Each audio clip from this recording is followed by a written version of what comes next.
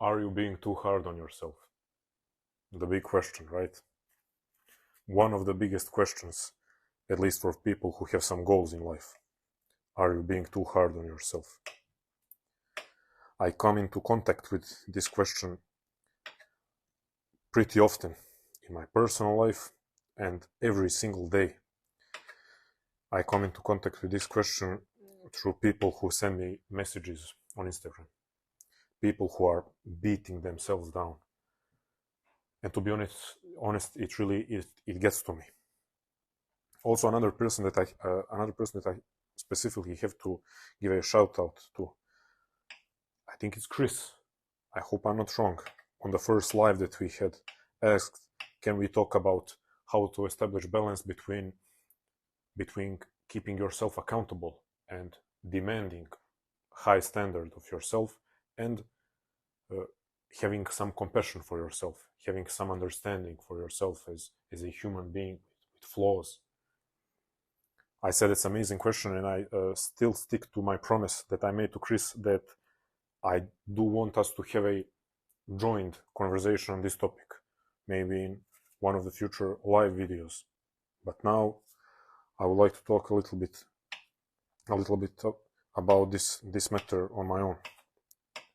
Of course, I still feel as I'm interacting with you how to establish this balance. Let me come out right away and say I don't know how to establish the balance. I don't have a trick or a hack. The most concrete answer that I have is I think it's a balance that needs to be searched every single day. That's if you're a person who is trying to accomplish something with their life and with themselves. It's not as easy as establishing that balance once and for all. But I want to point out I cannot help you find the golden middle, the balance, with a simple solution, one-time solution. But I want to point out to one flag. When you reach that level, you know that you are too hard on yourself, and it's time to take a step back and reconsider your relationship with yourself. And also, I think it's important for me to talk about this because I do like demanding a lot from myself and also from you, and I will keep doing that. I will always demand a lot from you. I will keep you to a high standard. I will call you out for your inconsistency, for your laziness. But I don't want my message to be lost in that tough love. I don't want it to be lost as some superficial guru style. Just do it. Every single day, just do it. It's not as simple as that. So this flag, this level that when you reach, you should take note and realize that there is a pause that needs to be made, and some self-reflection that needs to be made is when you feel bad about feeling bad, when you feel bad about being overwhelmed, when you feel bad about feeling sad, when you feel guilty for being tired, when you feel guilty for genuinely needing some rest, that's when you know that I say this is not a matter of balance. This is you are redlining. You are redlining not just physically and in terms of your capacities. You are redlining in terms of your relationship with yourself. When you feel guilty for feeling tired and exhausted and overwhelmed, when you feel ashamed of being sad, then you know that okay, this is now time to take a moment and review my relationship with myself. I see, as I said, I see it every single day, and it gets to me in my Instagram DMs. People who are just beating themselves down for, at this moment in their life, not living up to what they think or know for a fact is their is their potential and their capacity. Maybe they are not having the performance and output that they've had before, and they're just beating themselves down. And I've experienced it myself. That's something that I have struggled with, and I believe I will struggle with as long as I'm alive. But as I said, it's about every single day searching for that balance. And there are long periods of time where I feel I am able to establish that balance, and then there are moments where I realize I've allowed my natural inclinations to take over. And my natural inclination is to push myself, to push myself beyond my limits, which I love, but it's healthy to a certain extent. If I can share, if it's going to maybe resonate with you and make you feel more understood and seen, I would like to share one personal experience that happened maybe somewhere around April or May this year, when I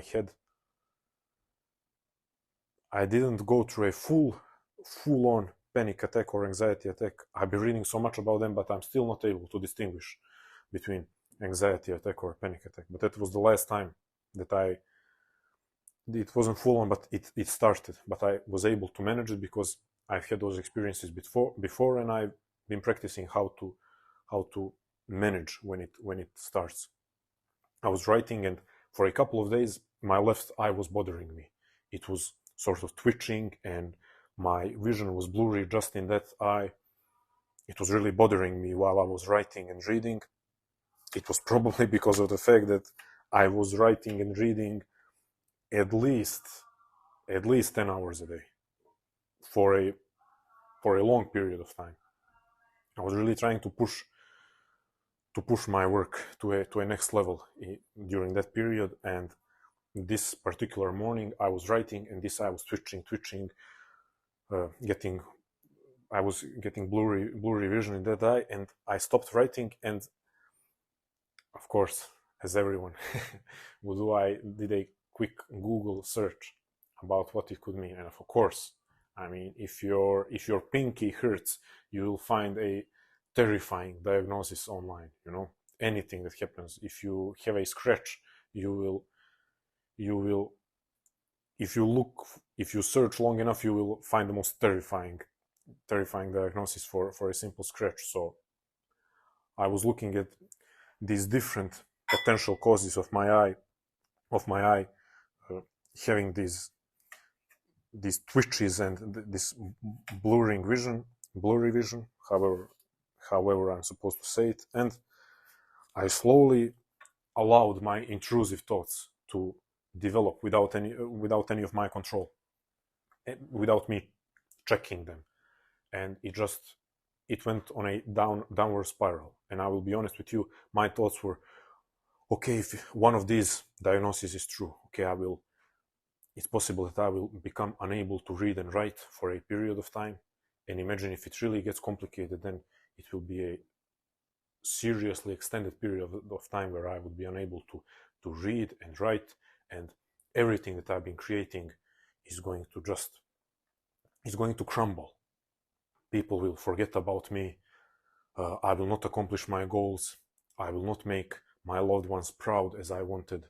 I will feel like I've betrayed myself. And it just went on that downward spiral of intrusive thoughts, of terrorizing myself with ideas of what will happen if I need to take some rest because of my eye. And then the heart started beating. Those usual symptoms, if you ever experienced panic attack or anxiety attack, like my breathing became heavy, I became restless, I understood that I cannot sit anymore, my heart started pounding really, really fast, and then I just got up. And I was close to that point of it being a full-on attack, but I've learned some techniques, walking, forward ambulation, not ambulation, no, sorry, forward movement that affects the amygdala. And just some things that I like to repeat to myself, and eventually I calm down. But if you ever been through a panic attack or anxiety attack, you know that after that you're exhausted beyond what you could imagine.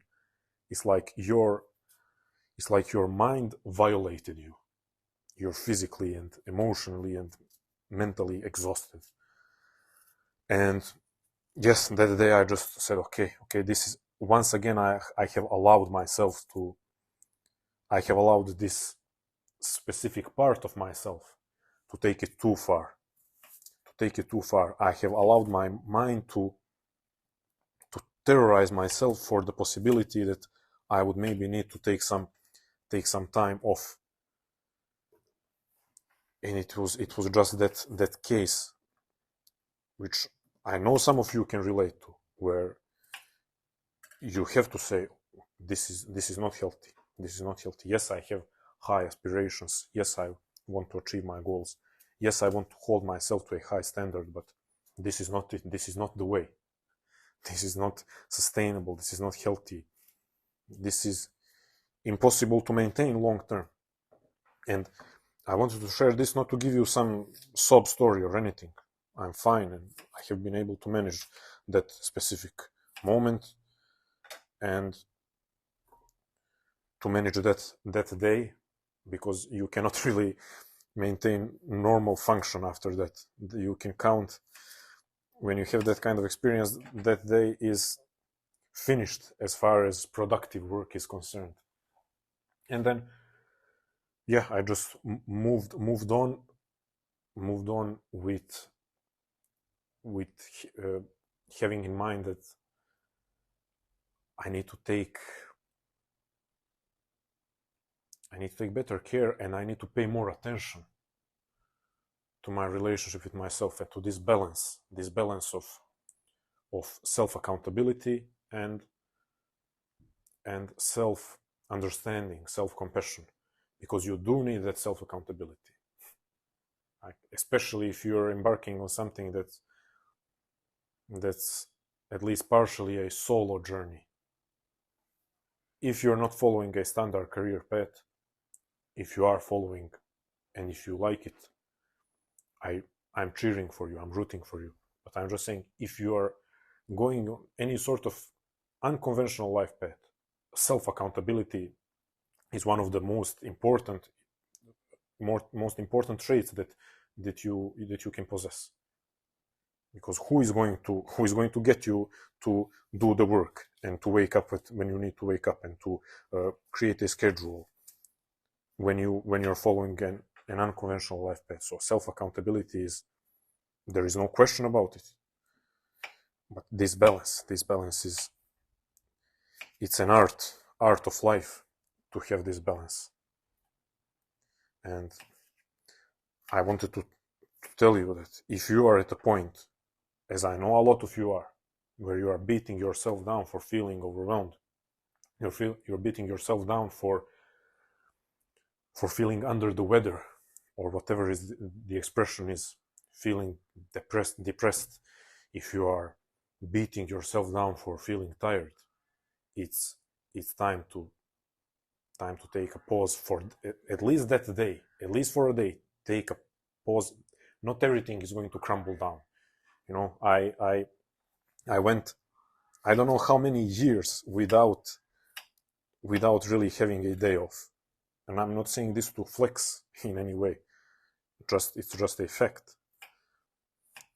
Because if I had an opportunity to hang out with friends, or any day that wasn't my usual solitary day of focusing on my work, if I had any of those days, I still wouldn't go to sleep without dedicating an hour or two to my personal pursuit. So yeah, I went for years without having a day off, and you get into this mindset: if I take a day off, everything is going to crumble. Everything that I've been building, everything that I've been working towards, is going to collapse if I take just one day off. That's not going to happen. That's not going to happen. That's your mind playing tricks on you. I speak a lot against escapism, against distraction. And that's also a topic that I'm going to cover in one of future videos, but there is a time and place for that sort of thing. So yes, if you recognize that you've taken it too far with your obsessive self-accountability and punishing yourself for being tired, then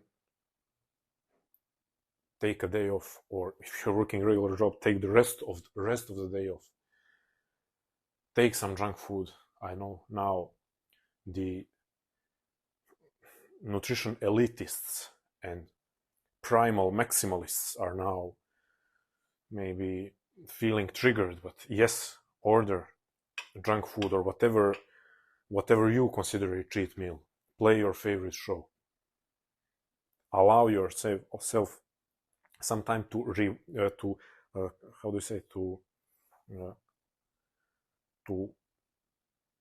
not just relax, to completely disassociate from your pursuit.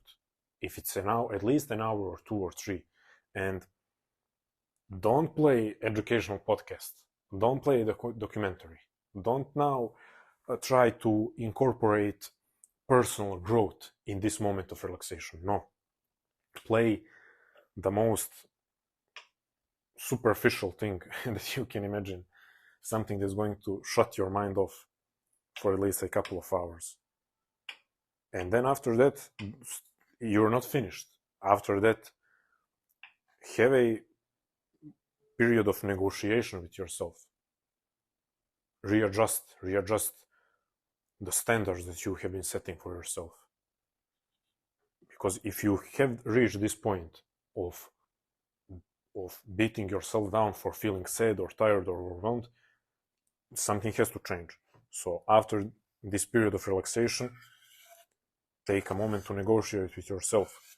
How are you going to move on? And finally, something important to take note of. I've been talking about this on the previous live. We also have to take into account that it's your responsibility to be honest with yourself and think, okay, does this message apply to me?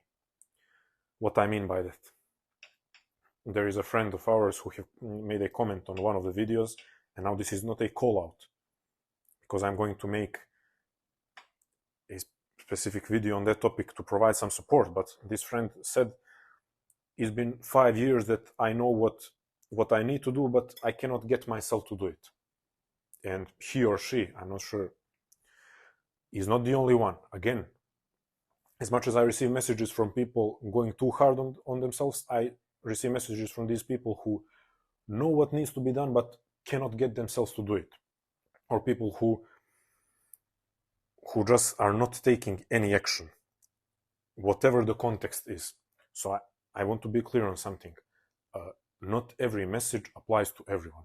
This is a message for those who will be able to relate to this and who will say, yes, I have been beating myself. I have been on a verge of panic attack because I think if I take time off, everything I've been working on is going to crumble. If you've been knowing what to do but haven't been able to get yourself to do it, sorry, but this is not a message for you. I will make a separate message for you that's going to be full of love and encouragement. But this, sorry, my phone turned off. Probably a way of letting me know that my rant has been going on for too long. What I wanted to say is that we need to make a distinction, a clear distinction, between those who are going too hard on themselves and those who are taking it too easy on themselves. So not every message will apply to everyone. Again, I will repeat, I do have a message for those who are feeling stuck and can't get going.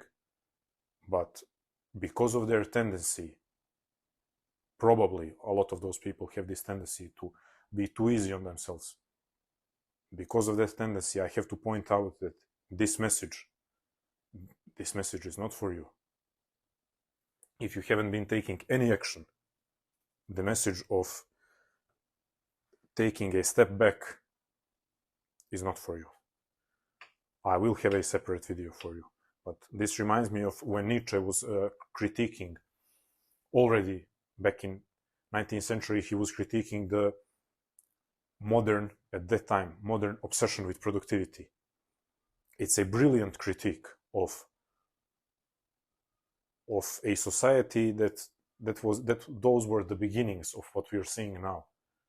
So imagine how early he noticed it. And at the end of this brilliant critique of culture who is obsessing over productivity and constantly being busy, he says something along the lines, because he's talking directly to his readers, he says something along the lines, but I hope that you, the lazy ones, he calls them something like slugs or snails, I hope that you didn't think I was talking to you. I'm not comparing myself to Nietzsche, but that's how I feel. When I say take a step back and take it easy on yourself, I hope that you, who have been waiting for years to take some action, I hope that you don't think I'm talking to you. I'm talking to those of you who are beating yourselves down because you think you should go even harder, even more, work longer hours, be perfect in some way. I'm talking to you and to those of you who are, in my opinion, way too easy on yourself. I'm not disregarding you. I'm not dismissing the fact that you have your own struggles. And I believe I have something to offer you. I have some words of encouragement for you. You just need to make a distinction. Not every message is for everyone. So this goes out to those who are on the verge of crushing themselves mentally, emotionally, physically, by the lack of or with the lack of self-compassion, being their own slave masters. This one goes out to you. If you have, let's together find that balance. As I said, it's something to be searched every single day. So let's together search for that balance every single day. I'm as good as you are, probably, in that regard, finding the perfect balance. But I can help you with pointing out to this red flag. That's a popular term nowadays. This red flag, or this sign of warning, that you're far from any type of balance. You are close to the red line. If you have reached that point of feeling guilty and ashamed, of being overwhelmed, feeling sad, feeling tired, exhausted physically, emotionally, mentally,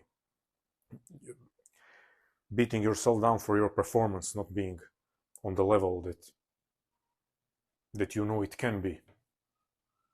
This goes out to you. You need to take a step back and have a period of relaxation and then a period of negotiation with yourself. And to those of you who are still waiting to take action, who are too easy on yourselves, we will talk soon. While I was waiting for the phone to turn on, I ate most of the fruit. I have no idea what the name is of the red fruit that you maybe noticed.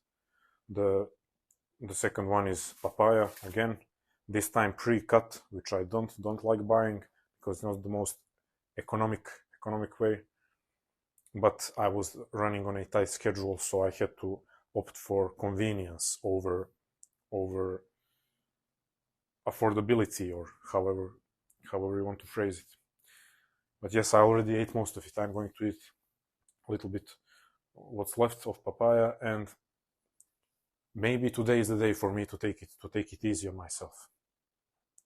You let me know, where are you at the moment? That's it. Subscribe, like, comment. Let's discuss this idea. And I hope if you are the person who needed this message, I hope it gets to you. I hope this gets to you and you take it seriously. As much as you owe it to yourself to keep yourself accountable, you owe it to yourself to not beat yourself down unnecessarily. Stay strong, love life, and never feel sorry for yourself. Talk to you soon.